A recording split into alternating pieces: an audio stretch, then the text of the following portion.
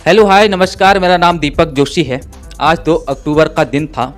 उत्तराखंड बंद का आह्वान यूकेडी और अन्य संगठनों द्वारा किया गया था, क्योंकि अंकिता भंडारी के मामले में जिस तरीके से रवैया रहा है नेताओं का, इसके खिलाफ अंकिता भंडारी को न्याय दिलाने के लिए उत्तराखंड बंद का आह्वान किया गया था लोगों से।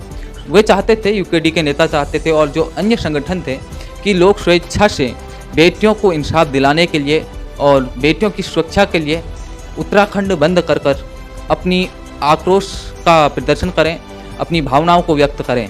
लेकिन यह बंद लगभग असफल ही रहा और आज तारीख है 2 अक्टूबर। गांधी जी की भी जयंती है, लाल बहादुर शास्त्री जी की भी, दोनों को याद करते हैं। और आज ही के दिन रामपुर तिराहा कांड हुआ था। मुजफ्फरपुर के रामपुर तिराहा में उत्तराखंड के राज्य की जो मांग करने वाले आंदोलनकारी हमारे वीर थे, उनको गोलियों के द्वारा भून दिया गया था। पूरे विषय को समझेंगे और बात करेंगे।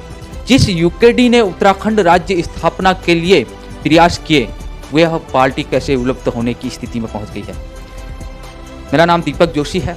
मैं बात कर रहा हूं यूकेडी की, जिसके आह्वान पर आज उत्तराखंड बंद का आह्वान किया गया, लेकिन बेअसर रहा। सन 1994 की तारीख थी 1 अक्टूबर। उससे पहले उत्तर प्रदेश के तत्कालीन मुख्यमंत्री जो मुलायम सिंह यादव थे, उन्होंने कहा था कि मैं अलग राज्य नहीं बनाऊंगा, क्योंकि पहाड़ के लोगों ने मुझे वोट नहीं दिया है और उनके वोट देने से मैं मुख्यमंत्री नहीं बना। तो इस पहाड़ की जनता में आक्रोश आ गया था। तो पहाड़ की जनता 1 अक्टूबर की रात को आई उत्तराखंड के पहाड़ों से। उनका था दिल्ली कूच करने का प्रोग्राम। 24 बसों में भरकर उत्तराखंड की जनता दिल्ली के लिए कूच करती है, लेकिन उनको रास्ते में जगह जगह रोकने के प्रयास किए जाते हैं। लेकिन मुजफ्फरपुर तक वे पहुँच ही जाते हैं, रामपुर तिराहा तक।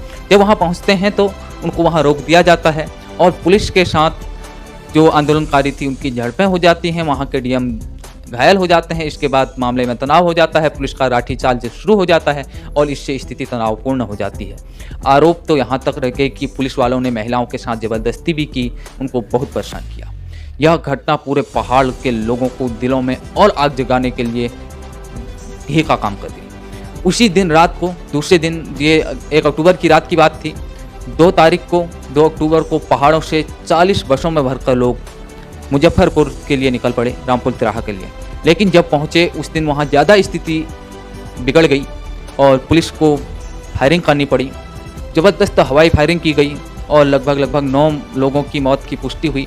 लेकिन बताया तो जाता है कि इससे भी ज़्यादा शहीद हुए थे वहाँ पर लोग, लेकिन 9 लोग औपचारिक रूप से माने गए और सैकड़ों घायल हो गए थे।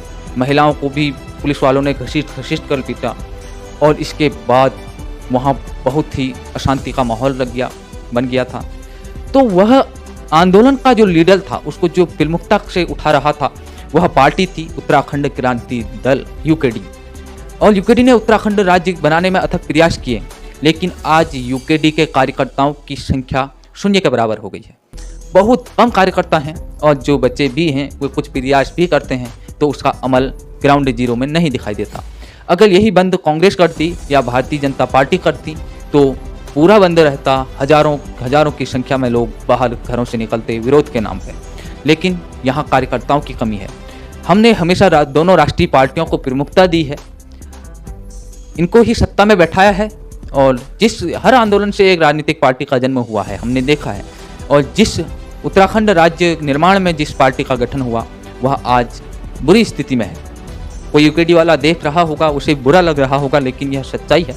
उसके पास कार्यकर्ताओं का अभाव है और लोग उनके साथ जुड़ना नहीं चाहते। इसके पीछे का कारण यह है, यूकेडी ने और पार्टियों की तरह झूठ बोलना उतना नहीं सीखा। जैसे नई पार्टी बनी आम आदमी पार्टी, कांग्रेस, भाजपा, ये सारे कुछ लोगों को बहकाने में, उनको लालच देने में कामयाब रहती हैं। लेकिन यूकेडी ज़मीनी स्तर की बात करती रही है और मैं समर्थन नहीं कर रहा हूं, फिर भी मैं देखता हूं कि यूकेडी उत्तराखंड के हर मुद्दे पर आवाज़ उठाने की कोशिश करती है, लेकिन उसका असर थोड़ा कम ही नज़र आता है। यह इसलिए होता है क्योंकि लोगों की संख्या कम है। हम चाहते हैं इस पार्टी में भी एक मजबूत विपक्ष के तौर पर उभरे, क्योंकि अगर दोनों ही विकल्प रहेंगे तो एक बार वह लूटेगा, दूसरी बार दूसरी पार्टी लूटेगी और उनको किसी का भय नहीं रहेगा। और जो कांग्रेस में होंगे वे भाजपा में चले जाएंगे, भाजपा वाले कांग्रेस में चले जाएंगे। जिस बार जिसकी सरकार बनेगी उसमें मंत्री बने रहेंगे। न इनके कभी भ्रष्टाचार उजागर होने वाले हैं, न इनके खिलाफ कोई बोलने वाला है, क्योंकि इस समय जो माहौल बनाया गया है, फेसबुक में भी कुछ लिखने में कार्रवाई की आशंका होती है। इसलिए मैं कहता हूँ, आप स्वेच्छा से अपने दिल से कहो, दिल से पूछो, सही को सही कहने की हिम्मत रखो, गलत को गलत कहने की। और जो ऐसे संवेदनशील मुद्दे होते हैं, इसमें पार्टी न देखकर, संगठन न देखकर, लोगों की भावनाओं को समझकर अपने आप को उस से जोड़ें, उस जो भी चल रहा है उससे अपने आप को जोड़ें। अंकिता भंडारी मामले में लाखों लोगों के दिलों में रोष है, लेकिन वह बंद फिर भी नहीं करना चाहते क्योंकि पैसे कमाने हैं। हम बंद, इस बंद का जो आह्वान था वो स्वेच्छा से किया गया था। अगर कोई करना चाहे, ज़बरदस्ती कोई नहीं थी, क्योंकि यह पहाड़ की महिलाओं के लिए, पहाड़ की बेटियों की सुरक्षा के लिए, सरकार पर एक दबाव बनाने के लिए कि हाँ, उत्तराखंड के हजारों लाखों लोग आक्रोशित सरकार के रवैये से हैं, किस तरीके से उन्होंने अभी तक इसमें कार्रवाई की है, इसको लेकर था। लेकिन दुर्भाग्य कहें या लोगों की भावनाएं थोड़े दिन में ही समाप्त हो गई, हम नहीं जानते, लेकिन यह असफल रहा। तो आप देख रहे हैं डिजिटल वाणी, और सभी शहीदों को जिन्होंने उत्तराखंड राज्य निर्माण के लिए अपनी भूमिका निभाई, उनको हमारा शत शत नमन।